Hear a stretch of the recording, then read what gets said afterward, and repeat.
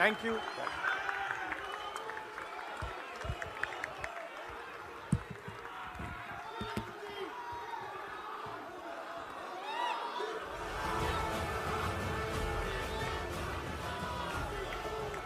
Thank you, Sam.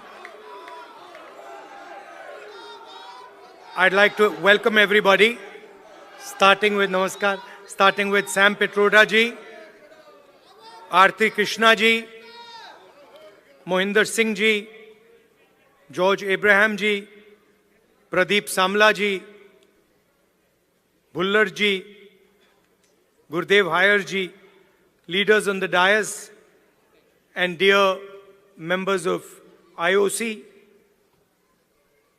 ladies and gentlemen, I'd like to welcome all of you here and wish you happy Onam and happy Ganesh Chaturthi.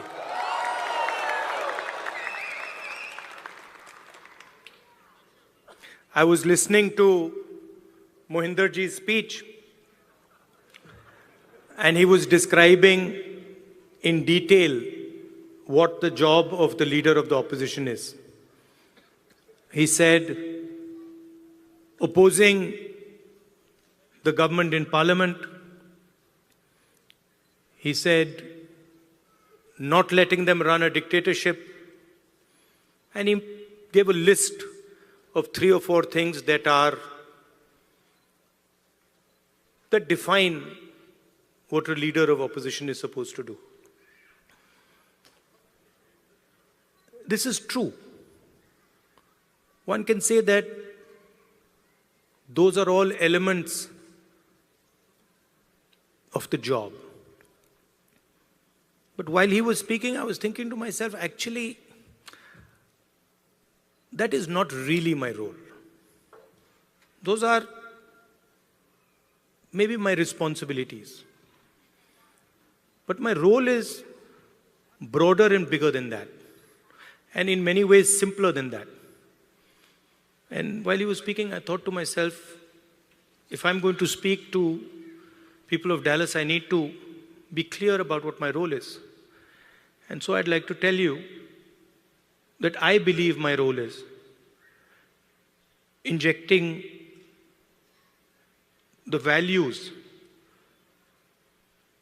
of love, respect, and humility in Indian politics.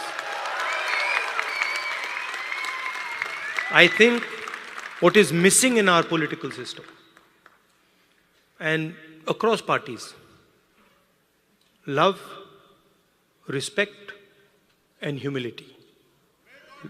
Love to all human beings, not necessarily only of one religion,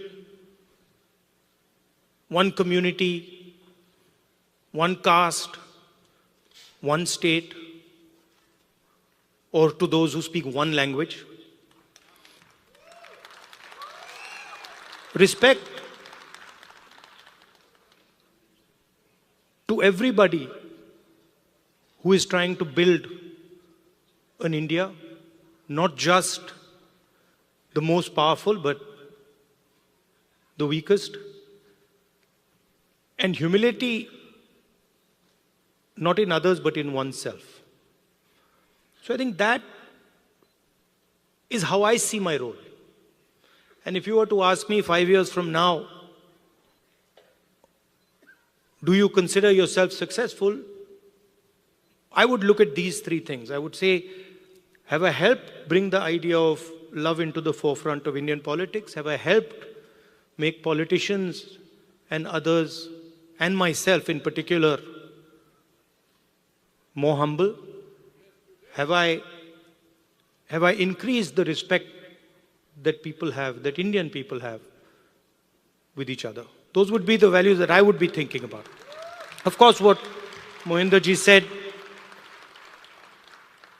would also form part of my work. Now, we started here with the Indian national anthem. And while the national anthem was playing, I was thinking to myself that this song mentions all our states. And it mentions them all equally. It does not start by saying, this state is the best, and this state is the second best, and this state is the third best.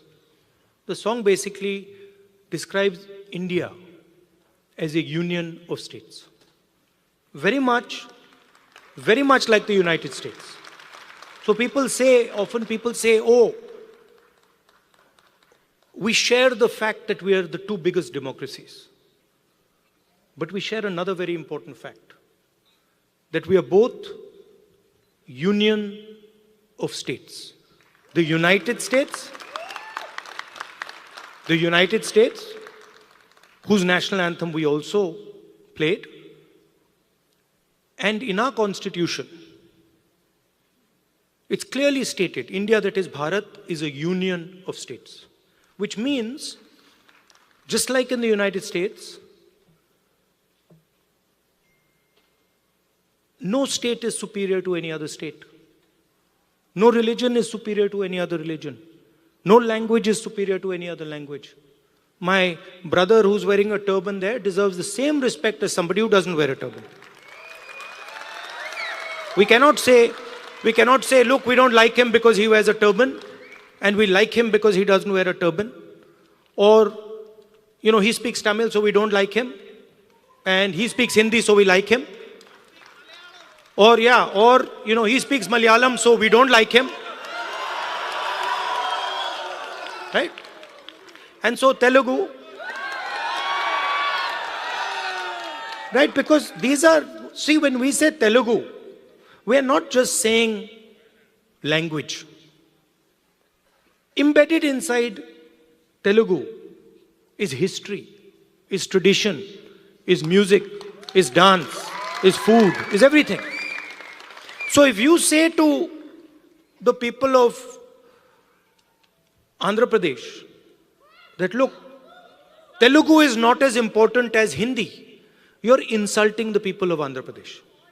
Because you're saying to them that your history is not important, your tradition is not important, your food is not important, your music is not important, your forefathers are not important. And this is the simple battle that is being fought in India. The RSS believes that India is one idea. And we believe that India is a multiplicity of ideas. And we believe, by the way, very much like the United States, we believe that everybody should be allowed to participate. We believe that everybody should be allowed to dream. Everybody should be given space, regardless of their caste, language, religion, tradition, history. This is the fight. And the fight was crystallized in the election. When millions of people in India clearly understood that the Prime Minister of India is attacking the Constitution of India. Because what I am saying to you, union of states, respect to languages, respect to religions, respect to traditions, respect to castes, this is all in the Constitution. Every single word that I have said to you is in the Constitution. The foundation of modern India is the Constitution. And what people understood in the election clearly, and I saw it happening. When I used to raise the Constitution like this, people understood what I was saying. They were saying that the BJP is attacking our tradition, attacking our language, attacking our states, attacking our histories. And most importantly, what they understood was that anybody who is attacking the Constitution of India is also attacking our religious tradition.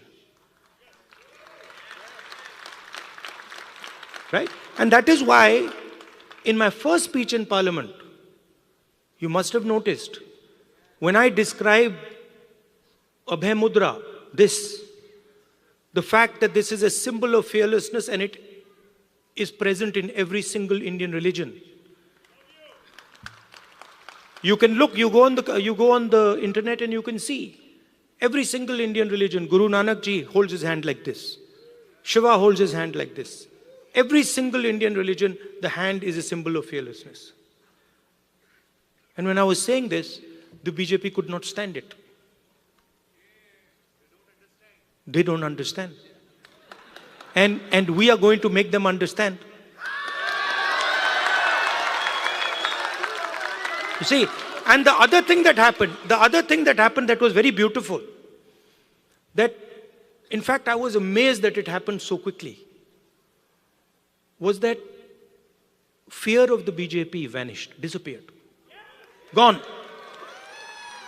And we saw that immediately, within minutes of the election result, nobody in India was scared of the BJP or the Prime Minister of India.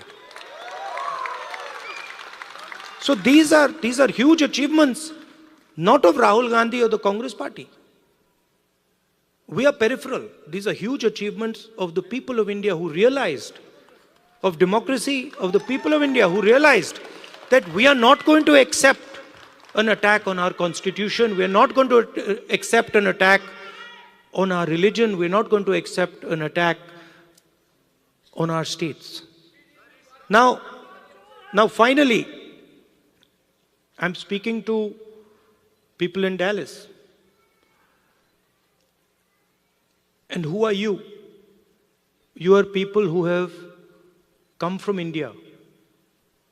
And the values that I have been describing, values of the Constitution, values of respect, values of humility, you carry them inside your heart. You have them in your blood.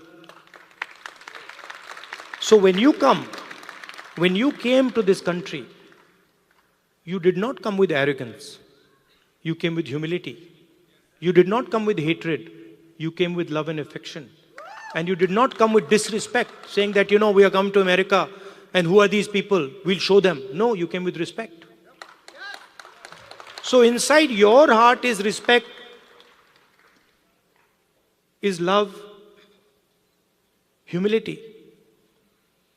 And you are our ambassadors in one way. You're the bridge between these two unions.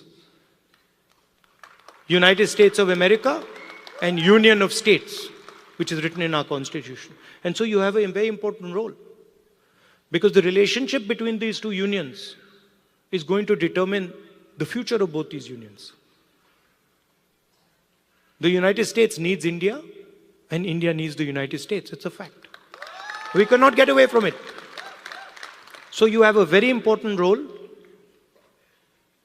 of being the bridge between your old home and your new home. Right? And in my view, you should travel freely between these two homes, and you should bring the idea of India to the United States and the ideas of the United States to India. Sam said that I had promised that I will go to Dallas. And it's true. But I would like to say that our trip was supposed to be longer, and we were supposed to go to New York, Washington, California, and Texas, and Chicago. And then we had to shorten the trip. And so I told Sam, look, I have promised the people of Dallas, so we have to go to Dallas. And so we included Dallas in our itinerary. And I think it was a very good idea. 100%. We'll come to Chicago. Love you. And we included Dallas.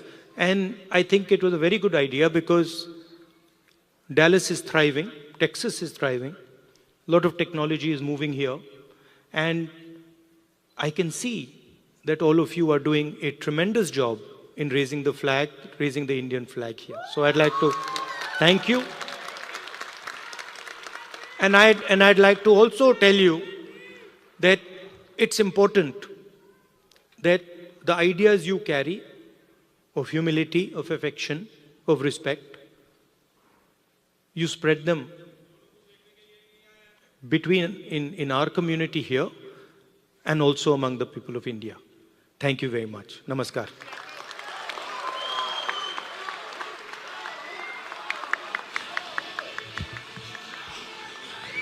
Wow, what an inspirational speech, right? What was your take-home point? There was three main things that he told us to keep and take home point. What is it? Three things: love, respect, and humility. So that's our take-home point. And next, I would like to invite Pradeep.